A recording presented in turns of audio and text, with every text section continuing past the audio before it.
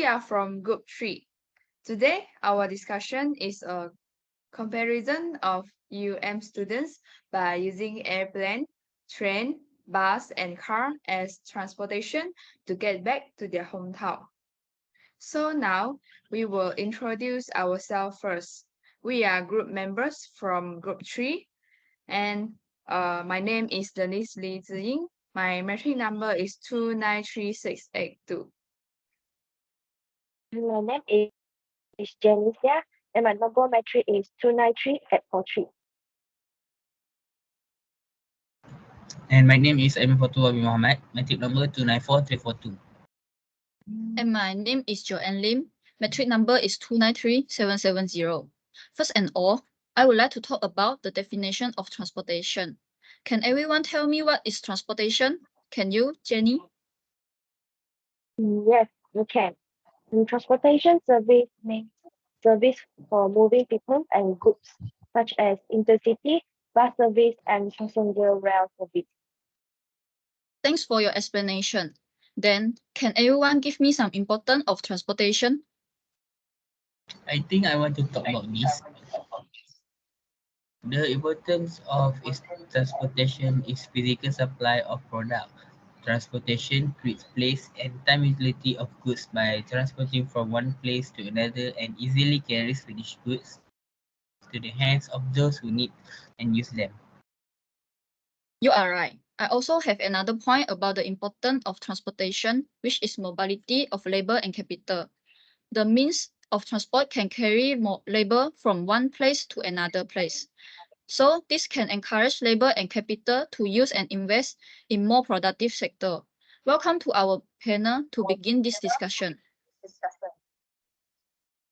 So may I ask Dennis, would you like to talk about the extra information about the study? Yes, sure. So now I will share about the moods and effect of transportation. We have for the modes of transportation, we have three modes, which is air transport, land transport, and water transport. For the effect of transportation, we have two aspects, that is environment and society. For environment, transportation leads to noise pollution, water pollution, and affects ecosystem, which can cause health problems and environmental damage.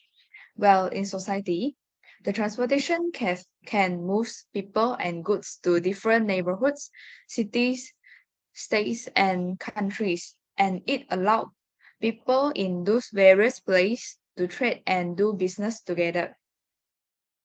Thanks, Dennis, for the clear explanation of the extra information about the study. So can Aiman explain the problem statement in study M? Of course I can. The transportation problem is a linear programming problem that deals with identifying an optimal solution for transportation and allocating resources to various destinations from one side to another while keeping the expenditure to a minimum. Furthermore, I also want to talk about the aims of the article. Firstly is make available raw materials to manufacturers or producers. Second is makes uh, makes available good to customer, and the thirdly is enhance standard of living, and the lastly is helps in labor mobility and helps in creation of employment. Thanks for the explanation from Aiman. Next, I would like to ask Jenny to talk about the population and sample, the type of using data and the data collection technique that we use in study. The population is all UUM students, while the sample is 50 students from UUM, using airplane, train, bus, and car as transportation to get back to their hometown. Then, we also use primary data, which is questionnaire to collect data by using Google Form that provide for sample. And this is the proof of the Google Form that we use to get the data. So from Jenny's explanation, we can know about the type of data that can be obtained from primary data. This is because we use the method of the method of questionnaire by using Google Form that randomly sent to the 50 students in UUM. May Dennis try to explain why we use online questionnaire to get the data instead of other methods? Yes, sure. In my opinion, we use online questionnaire, which is Google Form, to get the data because it is more convenient. By using this method, responses can complete an online survey at their own convenience, time, and place, which is from their home, office, or anywhere with an internet connection. Sorry, can I add something?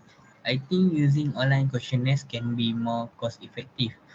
This method is usually less expensive than other sampling methods, as it does not require extensive requirement or screening procedures. Thank you, Dennis and Aiman. So that this mean this is a perfect method? No, because using online questionnaires also has disadvantages. In my opinion, the lack of control by researchers will cause the results uh, of the study to be inaccurate, and is the disadvantages of using online questionnaire. And this is because the researcher has limited control over the selection of response, which can result in the exclusion of certain groups or individuals that may be important for the study. I also agree with you, Jenny.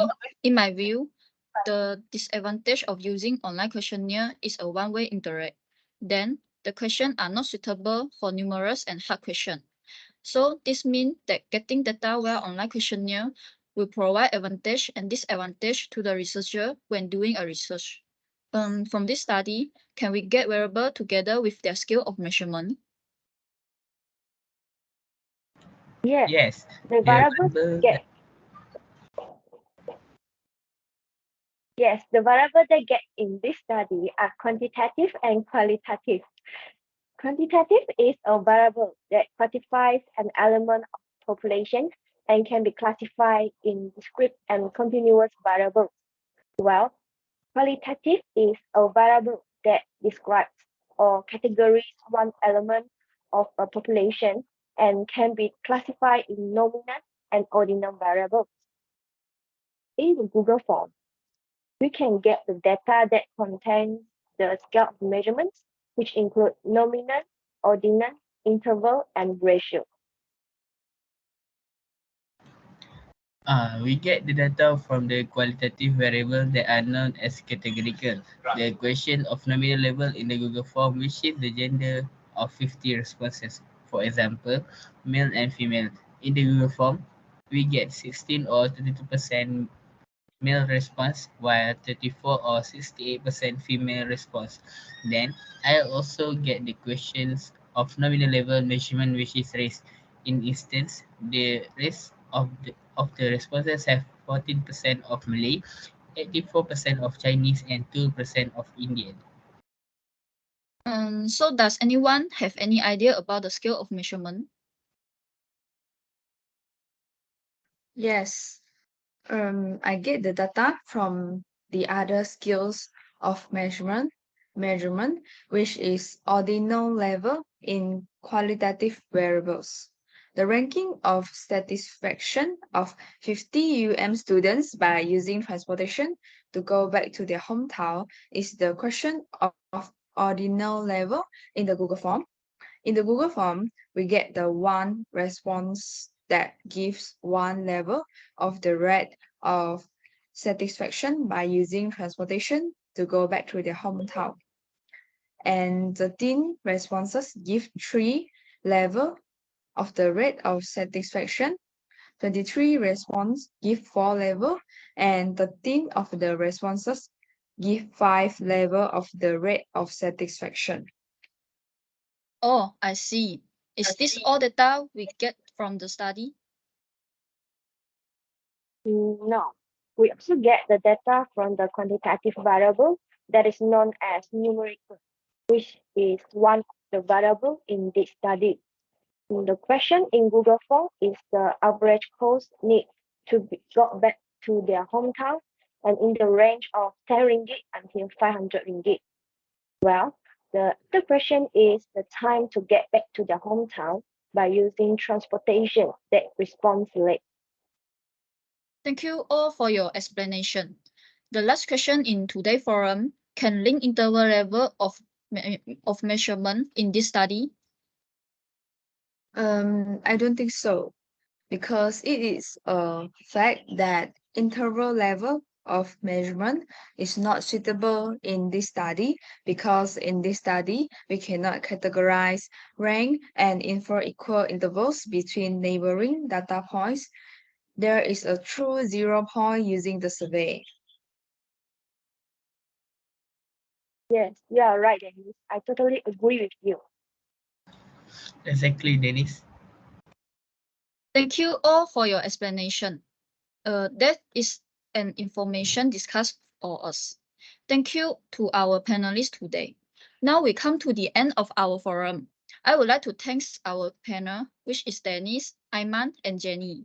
Thanks for sharing information and opinion with us today.